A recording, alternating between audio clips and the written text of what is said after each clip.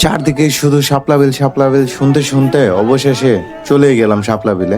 শাপলা বিল দেখতে কেমন তাই এই ভিডিওতে দেখাবো। এই গাইস, কি অবস্থা সবার, কেমন আছেন?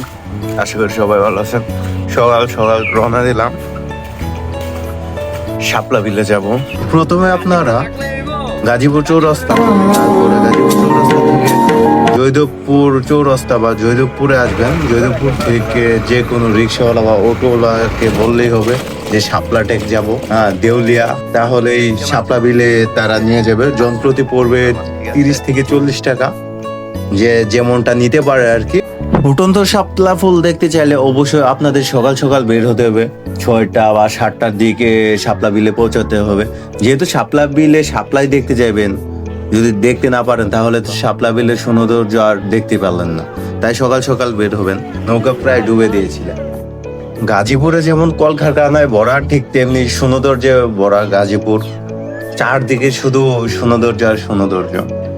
বন্ধের দিন ছাড়া শাপলা বিলে যাবেন, তাহলে সুন্দর করে ঘুরে দেখতে পারবেন। আর বন্ধের দিনে অনেক মানুষ যেহেতু যায়, ঘোরার সময়টাও কম পাইবেন। আজকে অনেক মানুষ গিয়েছে, দেখতেই তো পারলেন। প্রায় 15-20 মিনিট ঘুরে দেখাবে, জনপ্রতি 100 টাকা করে। ডিঙি নৌকা তো সাধারণত 2 জন বা 3 জন, হাইস্টে গেলে 3 জন উঠতে পারে এক নৌকাতে।